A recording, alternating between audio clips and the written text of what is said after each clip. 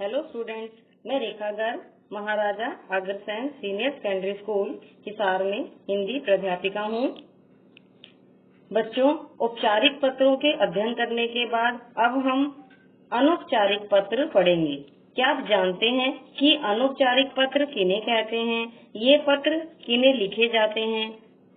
अगर नहीं पता तो आइए अब हम इसके बारे में पढ़ते हैं।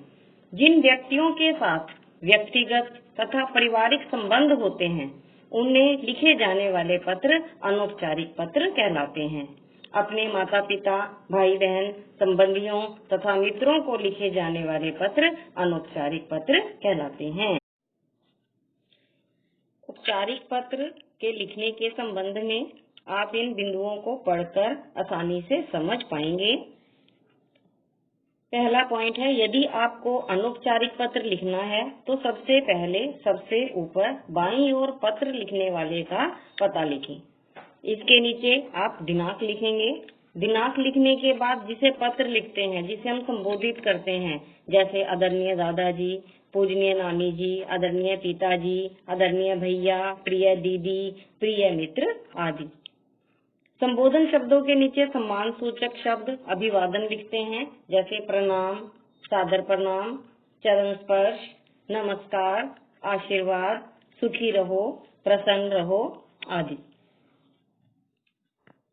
पत्र के पहले अनुच्छेद में सामान्य शिष्टाचार के शब्द, जैसे आप कैसे हैं, यहाँ हम सब कुशल हैं, या मैं यहाँ कुशलता पूर्वक हूँ, इस तरह के शब्द लिखे जाएंगे। उसके बाद आप अगला अनुच्छेद लिखेंगे, उसमें विस्तार पूर्वक अपने मन की बात को लिखेंगे। अंतिम अनुच्छेद में एक दो वाक्यों में घर के जो अन्य सदस्य हैं उनके प्रति अभिवादन लिखेंगे। जैसे हम माता पिता को लिख रहे हैं तो माता पिता को प्रणाम।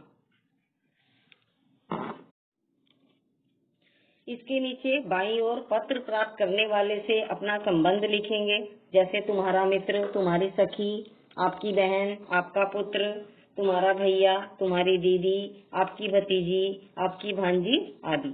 उसके नीचे अपना नाम लिखेंगे।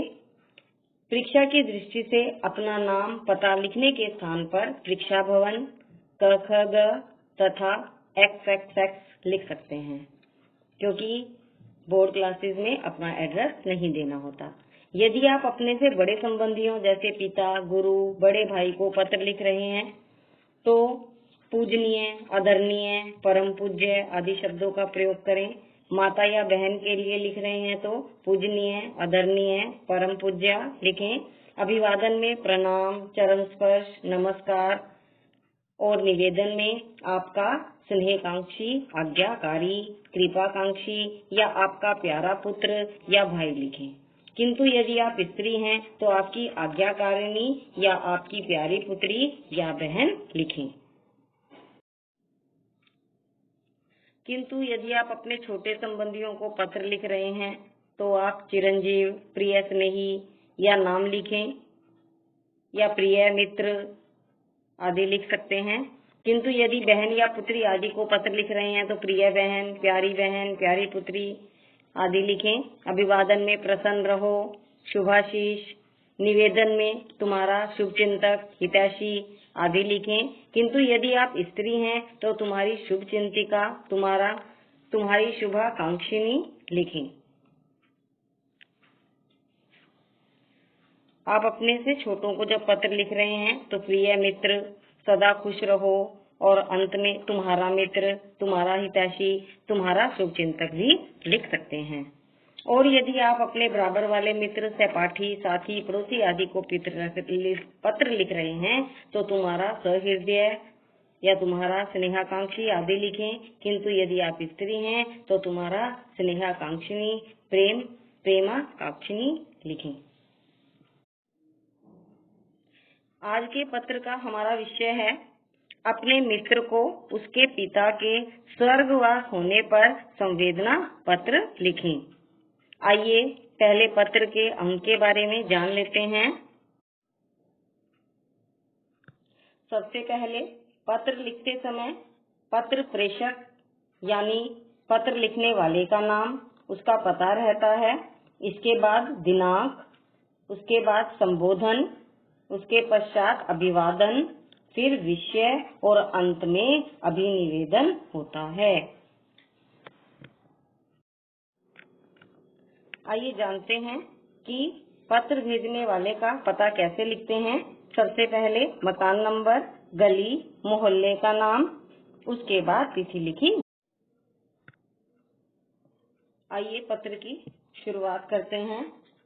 प्रिय मित्र, आगे मित्र का नाम। आपका पत्र मिला, यह जानकर अत्यंत दुख हुआ कि तुम्हारे पिताजी का निधन हो गया। यह मैंने कल्पना भी नहीं की थी। अभी कुछ दिन पहले ही तो उनसे मिलना हुआ था, तब वे बिल्कुल स्वस्थ दिखाई दे रहे थे। विधि का विधान भी बड़ा ही विचित्र है। उनके व्यक्तित्व, सज्जनता और परोपकार से सभी प्रभावित थे। मेरे पिता ने भी अपना एक प्रिय मित्र खो दिया।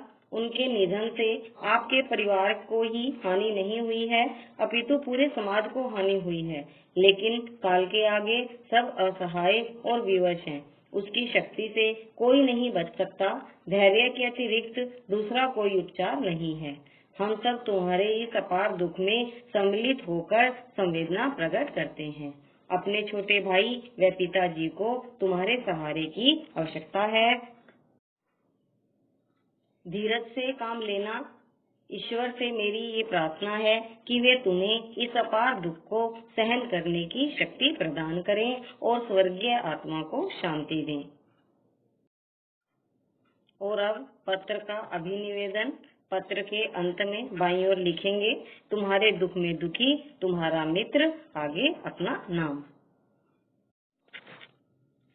यह है अनौपचारिक पत्र, जिस पत्र को हमने अभी विस्तार पूर्वक पढ़ा है। आशा करती हूँ कि आपको औपचारिक और अनौपचारिक पत्र दोनों अच्छे से समझ में आ गए होंगे। आपने अब ये दोनों ही तरह के पत्र पढ़ने हैं और इनको कैसे लिखना है समझकर लिखना है और अच्छी तरह से पढ़कर फेयर कॉपी पर लिखने हैं। 2 अनौपचारिक पत्र और 2 औपचारिक पत्र।